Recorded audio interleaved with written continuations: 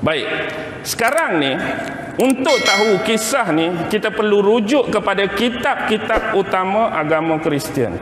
Sekarang agama Kristian tak macam Islam. Islam Quran dia satu version saja. Quran Islam satu version, tak ada 2 version, 3 version. Yang ada banyak versi itu terjemahan. Bahasa Melayu, bahasa Indon, Inggeris, bahasa tu bahasa ni, tu bukan version. Tetapi kitab agama Kristian ada 4. Ada disebut Injil Luke, ada disebut Injil Mark, ada disebut Injil Matthew, ada disebut Injil John. Dan untuk faham kisah hari Paskah, kalau kita rujuk Injil Luke pasal ke-22 ayat pertama ada tentang Paskah. Kalau rujuk Injil Matthew pasal ke-26 ayat yang kedua. Kalau nak rujuk Injil Mark pasal ke-14 ayat yang pertama. Kalau nak rujuk Injil John pasal ke-13 ayat 1, memang tentang isu ini. Iaitu perencanaan imam-imam Yahudi dengan Judas Iskariot, bagaimana mereka nak memerangkap Nabi Allah Isa alaihi salam. Bagaimana dihidupkan kembali pada malam yang ketiga, perjumpaan terakhir dengan sahabat-sahabat dia, dan seterusnya melarikan diri ke Taman Getsemani dan kemudian diangkat oleh Allah Subhanahu wa taala. Tu Paskah di sisi agama. Agama tu bukan hari salib dan mati, tapi hari bangkit kembali tu Paskah. Kalau hari salib dan mati dia sebut Jumaat yang kudus, Jumaat Agung. Kerana Judas Iskariot disalib pada petang Khamis dan dia menghembuskan nafas lepas waktu maghrib. Dah petang Khamis, maghrib tu malam apa? Malam Jumaat, ni Jumaat Agung. Jangan terkeliru dengan version ni. Okey, kembali. Apa yang orang-orang Yahudi buat pada hari yang disebut sebagai hari Paskah. Jadi orang-orang Yahudi dia macam ni. Dia ada satu jenis roti yang disebut roti Matzot.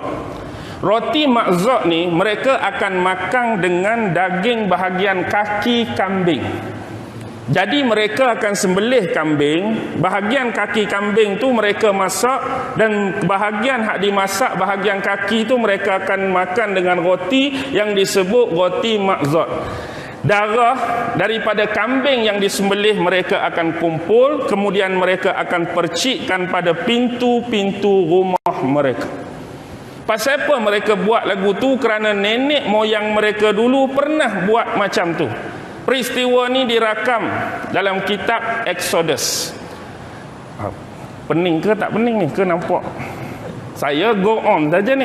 Tu saya duk menengung depa bagi tajuk ni, betul ke tak ni? Tapi dah tajuk lagu ni, saya kena hurai lagu ni lah. Baik. Sebelum nak faham Exodus macam ni lah. Kitab yang diturunkan kepada Nabi Allah Musa kita panggil Taurat. Taurat ni dia ada 3 nama lain. Ada menyebut Taurat 5, betul. Ada menyebut Taurat Musa juga betul. Ada menyebut Pentateuch juga betul. Jadi lepas pada ni, kalau berkenaan dengan Taurat, ada kata Taurat Musa hak tu lah. Taurat 5 pun hak tu lah. Pentateuch pun hak tu lah. Sebab apa 5? Yang pertama disebut the book of Genesis. Yang kedua, the book of Exodus. Yang ketiga, the book of Leviticus. Yang keempat, the book of Deuteronomy. Yang kelima, the book of Number. Jadi, kisah pasal ini disebut dalam the book of Exodus. Kitab Keluaran. Pasal yang ke-12, ayat yang ke-11 jelas disebut tentang Paskah. Tapi dalam bahasa Ibrani, bahasa Taurat, dia sebut Pesach.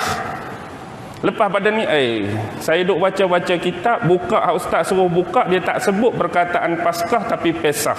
Paskah di sisi agama Kristian, Pesach di sisi bahasa Ibrani. Kalau buka Bible Inggeris, Pesach pun tak ada, Paskah pun tak ada, dia sebut Passover. Perayaan Passover tu inilah. Baik, disebut di situ dulu mereka sembelih benda ni, mereka renjis-renjiskan darah pada pintu rumah. Ni dia punya khurafat dia. Orang Yahudi menganggap bila dia renjis darah-darah pengorbanan ni, bila malaikat maut mari, malaikat tengok darah ni, malaikat maut tak jadi masuk dalam rumah dia. Biar malaikat maruk ni pi ke rumah orang-orang Mesir yang selama ni orang-orang Mesir di bawah Fir'aun lah duk menzalimi mereka, duk menganiaya mereka, duk buat khianat kat mereka, duk buat jahat kat mereka. Jadi konon-kononnya bila malaikat maut mari, oh ni darah korban tak jadi masuk, darah korban tak jadi masuk. Jadi hak geng-geng rumah orang Mesir je kalau nak mampus nak apa pun. Jadi tabiat kebiasaan ni mereka akan buat walaupun dah berlalu zaman tu. Zaman ni tak ada kena-mena dengan Mesir dengan Fir'aun dah. Mereka akan buat macam tu, sembelih kambing, darah tu mereka akan renjis pada dinding-dinding ataupun pada alang ataupun ruang pintu rumah mereka. Jadi bila mereka siap tu, doa akan dibaca oleh ketua rumah, ahli keluarga, bapak lah. Jadi saat mereka nak merayakan malam tu, mereka akan sebut ini adalah roti penderitaan yang pernah dimakan oleh nenek moyang kita. Nak cakap dulu derita sungguh orang Yahudi di bawah Fir'aun, di bawah orang-orang Mesir, di bawah bangsa Kipti. Tok nenek kita tu sedih sungguh, derita sungguh. Jadi marilah, barang siapa yang lapar kalau mau makan masuklah. Barang siapa yang menderita kalau nak menyambut hari ini bersama kami, marilah sambut. Sesungguhnya pada tahun ini kita menyambut perayaan ini di rumah ini, dan insya-Allah pada tahun yang akan datang kita akan sambut di tanah suci Israel.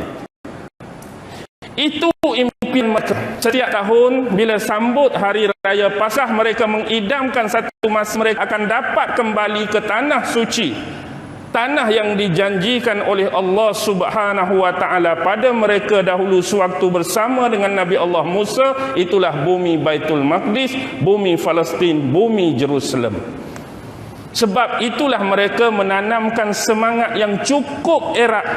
Kebahagiaan ini hanya untuk mereka, dan biarlah kebahagiaan itu tidak akan hinggap dan kena pada bangsa-bangsa lain, terutama bangsa Mesir dan kawasan sekitarnya Timur Tengah. Sebab itulah mereka Chauvinisme cukup tinggi, mereka simpan dendam pada orang Arab cukup lama. Sebab apa yang mereka alami ni peristiwa sebenar. Kenapa mereka dendam kepada kawasan Timur Tengah, Mesir dan orang-orang Arab. Lalu sampai mereka menubuhkan apa yang disebut sebagai secret society, pertubuhan-pertubuhan yang bergerak secara bawah tanah, underground, terutama rangkaian-rangkaian Zionis mereka, untuk melaksanakan agenda-agenda dan perancangan mereka ke atas bangsa-bangsa lain di seluruh dunia. Yang paling terkenal ialah Protocol of Zion. Protocol of Zion. Ada 42 protokol tu. Bacalah protokol tu, apa yang mereka nak buat kepada bangsa selain bangsa mereka. Bangsa selain Yahudi sama seperti binatang. Bangsa selain Yahudi sama seperti hamba yang akan digunakan untuk mengabdi dan bekerja kepada bangsa-bangsa Yahudi. Itu makna nilai hari raya Paskah buat mereka. Itu raya yang pertama. Berapa dah kita ni?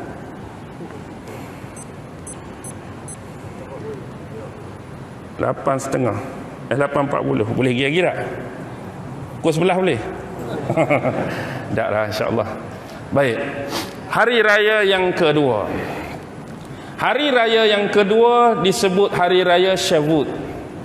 Hari raya Syawut ini biasanya disambut 7 hari selepas hari raya Paskah ni lah. Habis hari raya Paskah 7 hari, sambut hari raya Syawut. Satu lagi dalam istilah orang Yahudi disebut hari raya Pentakosta.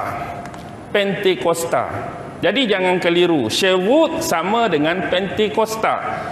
Benda ni sama je dalam agama kita. Dalam agama kita selalu kita sambut pada 17 Ramadan. Kita sambut apa 17 Ramadan? Kita sambut nuzul Al-Quran. Al-Quran yang turun pada malam Lailatul Qadar dari Lauhil Mahfuz ke Baitul Izzah di langit dunia. Hari Syawut, hari Pentakosta memperingati hari Nuzulit Taurat, hari turunnya Taurat kepada Nabi Allah Musa alaihi salam. Kita sambut hari nuzul Quran, mereka sambut hari nuzul Taurah, hari turunnya kitab Taurah sebagai kitab yang memberi panduan, kitab yang memberi petunjuk kepada umat-umat Yahudi. Tetapi di dalam kitab Taurat sebenarnya sudah diceritakan tentang perkhabaran seorang nabi, seorang penyelamat akhir zaman. Banyak bisyarah-bisyarah, iaitu ayat-ayat tentang kenabian Nabi Muhammad dalam Taurat. Banyak bisyarah-bisyarah, ayat-ayat tentang kenabian Muhammad dalam Injil. Tapi mereka sembunyikan ayat-ayat ini. Mereka palingkan makna-makna bagi ayat ini. Inilah kecelaruan yang pernah dilakukan oleh ulama-ulama dan rohban-rohban dalam agama Yahudi dan agama Kristian. Mereka takut umat mereka beralih kepada agama Islam, berpindah kepada agama Islam, memeluk agama yang dibawa oleh Nabi Muhammad. Satu benda yang mereka buat, mereka hapuskan, mereka hilangkan ayat-ayat ni. Itu yang pertama. Yang kedua, mereka palingkan maknanya. Sebenarnya cerita pasal Nabi Muhammad, tapi bila tanya mereka tafsir, bukan pasal Muhammad ni, pasal orang lain. Bukan pasal Muhammad ni, pasal individu lain. Bukan pasal Muhammad ni, pasal personal lain. Itu antara benda-benda yang dah dilakukan. Yang inilah disebut kecelakaan oleh Allah Subhanahu wa taala kepada golongan-golongan agama di dalam agama Yahudi dan agama Kristian yang banyak disebutkan di dalam Al-Quran.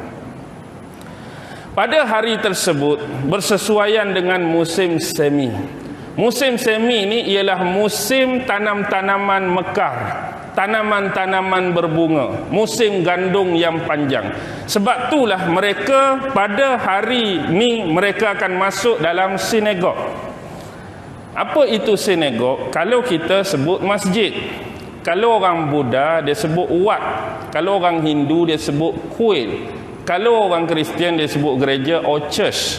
Kalau orang Yahudi, tempat ibadat, rumah ibadat disebut sinagog. Jadi mereka akan duduk dalam sinagog, mereka akan hias sinagog tu sesuai dengan musim tersebut.